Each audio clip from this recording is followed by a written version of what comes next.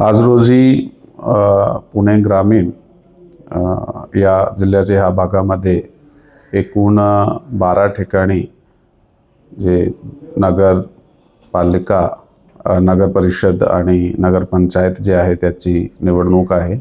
9 ठिकाणी नगर परिषद आहे आणि 3 ठिकाणी नगर पंचायतची आज निवडणुकीची प्रक्रिया चालू आहे. शांतपणे सकाळपासून ही प्रक्रिया सुरू झाली होती. कायदा व सुव्यवस्था आणि गुन्हेगारीची दृष्टीने जर आपण पाहिला तर ते शांतता आहे, शांतमय चालू आहे. एकूण 12 ठिकाणी 55 पोलीस सेक्टर जे आहे ते तयार करण्यात आलेली आहे, ज्यामध्ये आमचे विशेष पथक आहे ते प्रत्येका सेक्टरमध्ये पेट्रोलिंग करत आहात.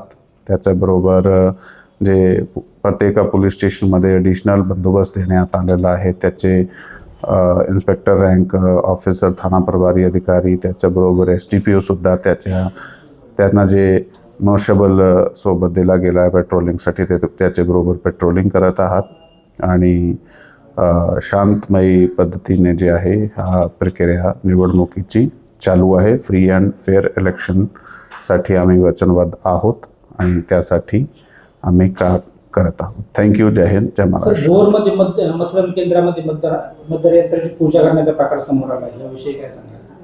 हो, हा एक प्रकरण समोर आलेलं आहे, त्याच्यावर कायदेशीर कारवाई आम्ही करीत आहोत. काय सांगाल? खरं तर उत्तर पुणे जिल्ह्यामध्ये बिबट्यांचा कहर आहे, याचा कुठेतरी मतदारांवरती परिणाम होताना दिसतोय.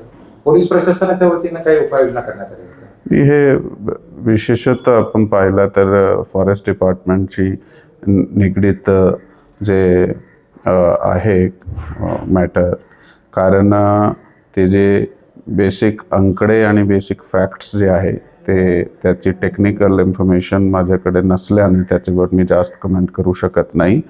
पण त्यामुळे लॉ अँड ऑर्डर होऊ नये त्यासाठी आम्ही सर्वांना आवाहन करतो आणि प्रत्येकाने त्या अनुषंगाने स्वतःहून पण अवेअरनेस करून आणि हे जनजागृती मोहीम करून काळजी घेतली पाहिजे. सर, निवडणूक आयोगाच्या निर्णयानुसार आता मतमोजणी देखील पुढे ढकलली आहे, त्या अनुषंगाने आता बंदोबस्तमध्ये देखील आपल्याला वाढ करावी लागेल. बंदोबस्त तर उद्या पण करणार होतो आणि थोड्या दिवसानंतर सुद्धा करणार आहे. हो, तेव्हापर्यंत आम्ही प्रोव्हाइड करणार आहे बंदोबस्त.